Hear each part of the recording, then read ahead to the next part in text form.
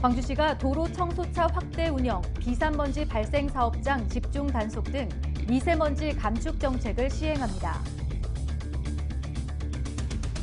오는 22일부터 동물보호법 개정안이 시행됨에 따라 반려동물 미등록 등 소유자 준수 사항이 강화됩니다.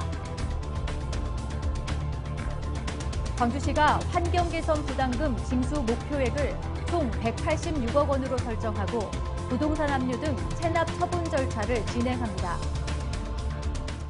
여러분 안녕하십니까? GTN 뉴스입니다. 광주시가 도로에서 재비산되는 미세먼지를 줄여 대기질을 개선하기 위해 도로 청소차를 확대 운영합니다.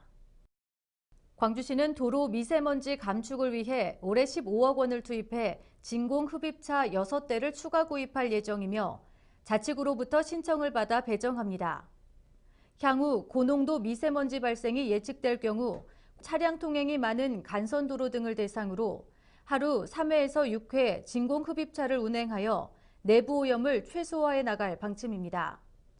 이 밖에도 광주시는 오는 4월까지 관내 비산먼지 발생 사업장을 대상으로 비산먼지 억제 시설 설치와 조치, 통행도로 살수 이행 여부 등을 점검할 계획입니다. 광주시가 올바른 반려동물 문화 조성과 강화된 동물보호법 개정 내용을 홍보하기 위해 적극 나섭니다.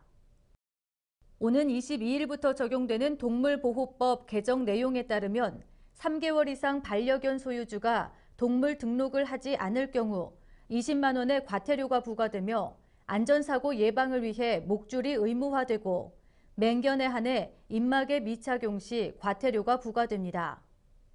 또한 산책 등 반려견과 외출할 때 소유자의 성명과 전화번호, 동물 등록번호가 표시된 인식표를 반려견에 부착하지 않거나 배설물을 수거하지 않으면 과태료가 부과됩니다.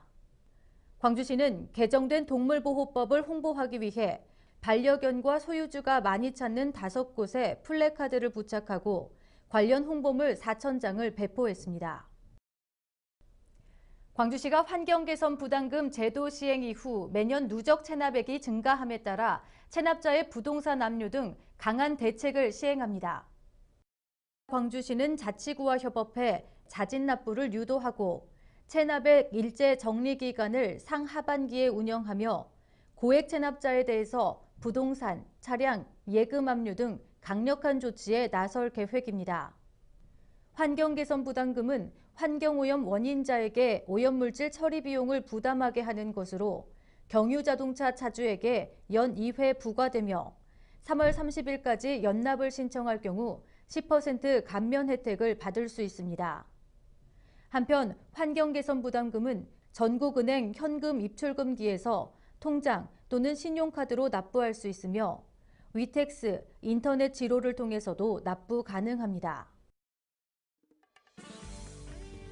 다음은 GTN 단신입니다. 2018년 저탄소 녹색아파트 조성사업 대상을 공모합니다.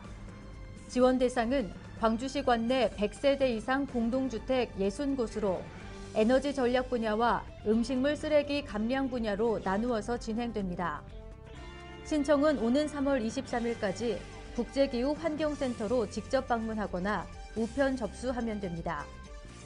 공예문화 상품에 대한 품질 향상과 판로를 지원하기 위해 오헨즈 브랜드 지정 상품을 공모합니다. 선정 대상은 광주시에서 생산된 4개 공예 상품으로 신청은 오는 3월 29일까지 광주 디자인센터로 직접 방문 접수하면 됩니다. 광주시 공용 차량 무상 공유 서비스 대상을 공모합니다.